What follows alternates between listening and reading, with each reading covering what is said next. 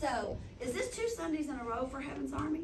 Yes, Yeah, ma'am. that's fantastic. Like a 'Cause record. It is. We celebrate 2 in a row because you know we are studying very systematically through the Word, and when you miss a week, you miss a lot. So I want us to just sort of talk about where we were last week, what happened, right?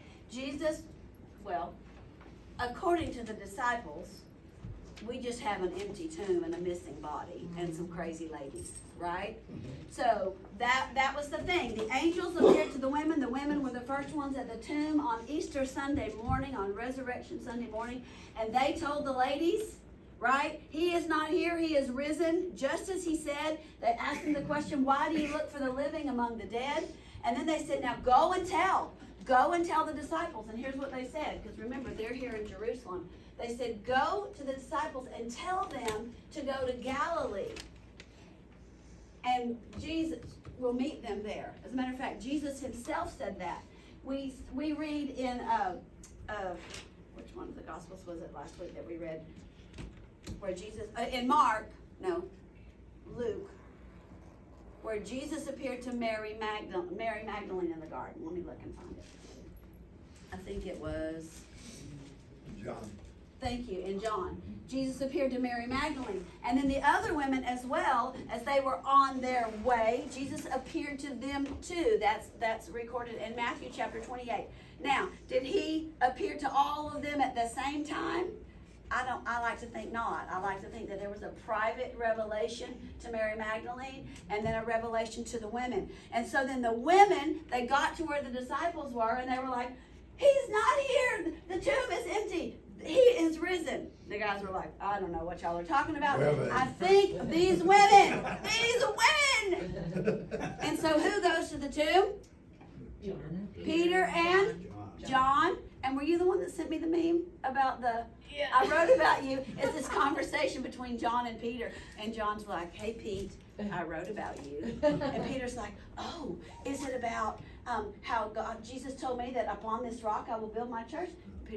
John's like, nope. And he says something else. Oh, is it about the time I walked on water? That's it. And John's like, nope. And he's like, well, what did you write about me, John? He goes, about the time I beat you to the tomb. But John might have been the first one there, but Peter was the first one in, right? But what did they find when they got there? An empty tomb. And that's where we ended it last week, because we talked about the question, what is my expectation? When those women went to the tomb, they weren't expecting to find anything but a dead body. That's what they were expecting. And then they got there and there was no dead body. There was nothing. And then there was this angel, this crazy stuff happened. Sometimes we have certain expectations. What are we looking for? And it doesn't always look like, very rarely, does it look like what we think it ought to look like. Kind of like mothering. You know, that's what I keep telling my daughter. It's not gonna look like the instruction book. It's not always what we expect. And then we asked ourselves, where are we looking? The angel said, why are you looking for the living among the dead? And the question that we asked ourselves is, we're looking for life. We want to be alive. Why are we hanging out where dead people are?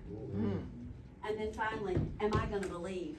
Because it said they still couldn't believe. The men did not believe the women.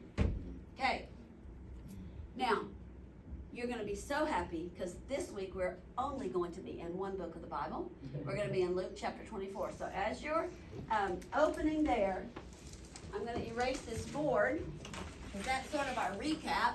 Last week we had an empty tomb.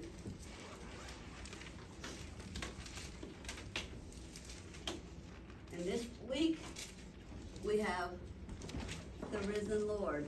Now, he was risen last week, but didn't nobody believe it. But now he's going to start showing himself to people. So on Easter Sunday morning, we have record of the women and then 3 other revelations of himself to people. And we're going to look at all of those today. And you're thinking, what, Rebecca, we're going to look at all those? Yes, we are. Yes, we are. We're going to see that he reveals himself to 2 men as they go on their road, on the road to Emmaus, on the way to Emmaus. we're going to read that he also appeared to Peter. That's only told in the scripture. And I was reading one of the commentaries this week that he said it's got to be one of the best untold stories in all of scripture. Jesus' revelation of himself, the risen Lord, to Peter. And then that evening, he appears to the disciples. That's what we're going to read. Now, what I do know, we're starting in verse 13, by the way, of Luke chapter 24, verse 13, is that somewhere between the women getting there and these two guys, Cleopas and his friend, leaving, while they were on the road to Emmaus, somehow we get the report that Jesus has appeared to Peter, because we're going to read that as we come. So I just want you to know, if we were putting it on a timeline, it would be he appeared to the women. I want to put Mary Magdalene here. Mary Magdalene, then the women, and then to Peter, and then to the Cleopas and friend on the road to Emmaus. Did I spell that right? That does not look right. Somebody tell me. Yes, that's right. Okay. And then to the disciples. Now, here we are in Jerusalem, and I don't know if you can see my map, but this word here, here's Emmaus. Okay? That's right. So we're going to read about these men on their way to Emmaus, and the Bible's going to tell us it's about a 7-mile walk. Now, first off, why do you think that they were on the road? Why do you think they left where they were? Why do you think they left? Anyway. Peter said, I go fishing. Okay. And so everybody, they just kind of went back to their jobs. They were heading home. Nothing more to see here. Right? Here we go. Luke chapter 24, verse 13 says this. Now that same day, Resurrection Sunday, 2 of them were going to a village called Emmaus, about 7 miles from Jerusalem. They were talking with each other about everything that had happened. As they talked and discussed these things with each other, Jesus himself came up and walked along with them, but they were kept from recognizing him. He asked them, "What are you discussing together as you walk along?" They stood still, their faces downcast. One of them, named Cleopas, asked him, "Are you just a visitor to Jerusalem and you don't know the things that have happened here in these days?" "What things?" he asked. "About Jesus of Nazareth," they replied. "He was a prophet, powerful in word and deed before God and all the people. The chief priests and our rulers handed him over to be sentenced to death, and they crucified him." Verse 21. "But we had hoped that he was the one who was going to redeem Israel.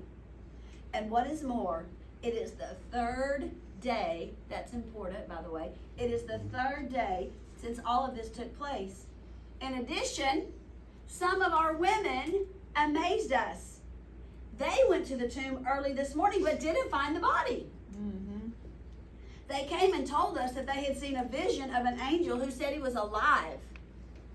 Then some of our companions went to the tomb and found out it was just as the women had said, but him they did not see."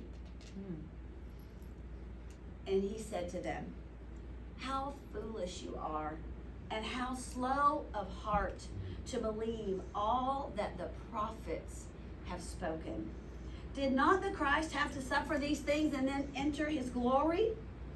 And beginning with Moses and all the prophets, he explained to them what was said in all the scriptures concerning himself.